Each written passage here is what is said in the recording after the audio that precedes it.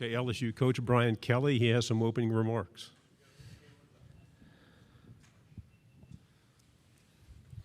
Is everybody ready? Coach, right here on your left in the front row. Well, I'm going to say a couple of words first. I just want to make sure everybody had their electronics. For me, this is my first media event since 2009. As you can understand, the last time I did this, I was the head coach at Cincinnati, and we were in the Big East. And I think we had Greg Schiano was the head coach at Rutgers, and he still is, it seems. But to be back at Media Day for me is kind of gets you thinking about the football season. So excited about this season with LSU football. Certainly, our football team in itself. I've gotten a chance to spend some time with our team, so I'll answer as many questions as I can about our guys, but it's been a lot of recruiting, a lot of time building our roster. But for me, being here, getting an opportunity to talk about our team, talk about the process that we've had over the last 7 months, excited to do that. Front row on your left, Coach. Hey, Coach. AP Stedham, WHEP, Foley, Alabama. Yep, good to see you again. Good to see you, Coach. Coach, what did you learn about your team this spring, and what's the identity that you seek from this team? Yeah, I think we learned a little bit about our team in the spring, but I think what I think more than anything else is just since January up till today, they have done everything we've asked them to do. It's not been easy, to get them to think the right way, the right habits of winners. Clearly, it had slipped a little bit, and to, on a day-to-day basis, to be forced to have a standard that they weren't clearly used to is difficult. And I am so proud of the way that they have been sticking to that standard on a day-to-day basis. It tells me that this group will fight hard for 4 quarters, and as a football coach, that feels pretty good. Coach on your left, fourth row. Hey, Coach. Jordy Collada from WAFB. Can you explain the challenges of roster management and rebuilding of what you took on from December up until this point? How long do you have? Right. Yeah, I mean, so you need to attack every situation a little bit differently. Every job that I've had has had different unique situations. This one was unique. It was one that we needed to address immediately with experienced players. And so we were intentional about the transfer portal in that we didn't want to bring in guys that would create more issues. We wanted guys that had, first of all, a love for LSU. And so we attracted a lot of guys that were originally from the state of Louisiana and had a passion for wanting to play at LSU. The second thing is we wanted SEC players if we could get them. If not, they needed to be the very best at their level. And so they were all Americans or they were the best at that position. And then I think the third thing is that they immediately had to have the traits that we were looking for. They had to be guys that when we talked to their coaches that were the best character traits, attention to detail, all those things. That was first. Second, do a great job of recruiting freshmen in a very, very short period of time with an eye towards specific needs by position. And don't create any more open, wasted opportunities at position groups. Guys that are going to be in the program for the 4 years. We had too much attrition, and a lot of that was based upon poor academics. So we wanted strong students. That was first and foremost.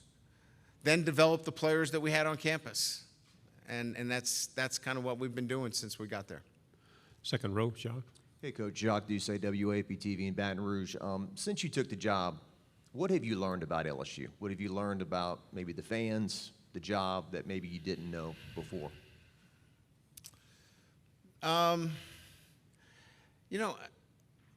I think each fan base is passionate in their own way.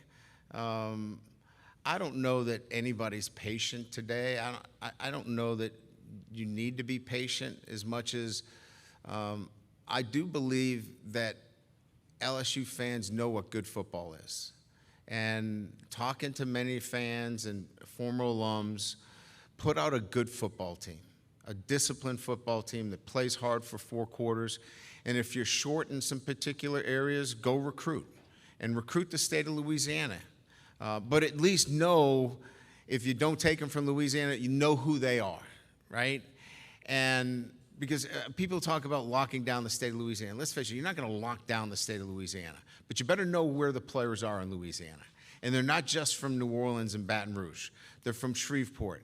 They're from Hammond. They're from Monroe. You better get around the entire state. I think I've learned that a little bit, that an LSU fan wants to win every game, but they want a good football team that plays hard, that competes for 4 quarters, and they want you to know if there's a good player in the state of Louisiana. You may not take him, but you better know where he is. Coach, on your right, back row. Coach Rob Brown, Sideline Sports Radio and Podcast in Memphis. Brian, Miles Brennan's been in the LSU program for a long time, and that kid loves LSU. How important is he going to be to you in your quarterback room? And also, welcome to the SEC. I followed you a long time, and there's another guy from Boston, Bruce Pearl. It's worked out well for him. So Not welcome too down bad. here. Not too bad for Bruce, no doubt. Yeah, I mean, Miles Brennan is, gosh, I mean, it was like the question I had about B.J. Ojolari. I mean, I could talk to you more about the character of B.J. than I could talk to you about his pass rush, because I've seen him only a couple of times pass rush somebody, but I've seen his character every day. It's the same thing with Miles. I mean, I haven't seen him play much football, but I can tell you how he leads. He's instrumental in what we're doing. In this transition year where you need people to be models in terms of how you want things done, he's impacting this football team. As much as he wants to be the starting quarterback, and I hope he is, I would love to see him be the starting quarterback. He has impacted this football program just because he's been in it because of his leadership. On your right, Coach, 4th row. There you go. Gracie Barra, WCBI TV. What do you think all this realignment that's occurred over the last 12 months means for the future of college football?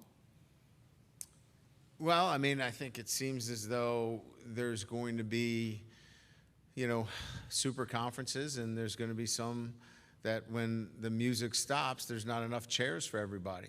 And, was that Premier Soccer? Is that regulated? I mean, some schools are going to be in limbo from that perspective. So, look, I'm not smart enough to figure out all the, schools that need to make moves and do things necessary to improve their lot. But the reality of it is there's not a whole lot more out there that are going to be selected, but there's going to be a few more, and then the rest kind of takes shape from there. But it's the reality of college football. To your left, Coach, 2nd row. Michael Cobble, WBRZ TV in Baton Rouge. I've heard of you. The day we talked, when you got hired, you said one of your strengths was to fix football. I'm curious, now that you've been in it for a while and seen the weeds, how far along on your checklist are you? And then what are your realistic or expected goals maybe for this season? Well, fixing football is relative to the X's and the O's and maybe how we're going about things relative to how we should play based upon our strengths and weaknesses. So that's kind of a fluid situation that needs to be fixed like weekly, daily when we get into it. The goals of this football team was to change the way they think about themselves and their habits, habits towards being champions, and really pleased with that. The last part was training this football team for the season and training them intentionally in a manner that allows us to play our best football in November and December. I don't want a football team that's tired, that has camp legs when they open up against Florida State, but I want a team that's conditioned appropriately to play in 100-degree temperatures that we're going to get when we play Southern. So, that all has to come into the checklist for me as the most important things right now. To your right, Coach, on the fourth row. Hey, Coach, Jesse Symington on three. You mentioned earlier today about how trust is a two-way street, and that was kind of in terms of you and the players and being a new coach at a new program. In a similar vein, how do you kind of build that with a fan base that does kind of come with so much expectations and the noise that kind of came with your hire? What have you kind of done in the last 7 months to kind of build that trust, and what does that look like maybe a year from now as well? You know, I think the 23 class is a transition class for us that we started a little bit late, but I think we've made some great progress. I think trusting that we're going to recruit really well in 23, 24, and 25. I think you start there that, okay, they're going to recruit well, and I think you start with that. So they can start to look at this football team is going to bring in an influx of talented players. Then I think the next thing is the eye test is really important in year one. You've got to be able to look at the football team that we're putting on the field in year one with a number of different moving parts. In other words, freshmen that are going to have to play, transfers, and look at it and say, wow, this team is well coached, it's disciplined, it plays for 4 quarters. They may be a little bit short here, they may be a little bit inexperienced here, but wow, is this going to be a good football team? So we've got to pass the eye test because Louisiana State University fans are like many others. They're smart. They know what good football looks like. If we go out there and we're sloppy and we're disconnected and we're not well coached, then we get what we deserve. 2 final questions. First, front row, Ed. Yes, Brian. Ed Daniels, WGNO New Orleans. Nice to see you again. Good to see you. Coach, couple of things. Is it important going into the Florida State game to keep the opponent guessing as to who would be under center? And 2, now that you've been here for several months, do you think it's going to take that long? Do you have any has your time on how long it's going to take to get where I want to be, has that changed at all now that you've gotten to see everything? I would say this, I don't think that there's a huge tactical advantage going into the Florida State game relative to who the quarterback is. Are we going to announce the quarterback, after, 3 days? Probably not. So I think we're going to be late into camp before we make any announcements anyway. So I really don't think that that's going to be a tactical advantage.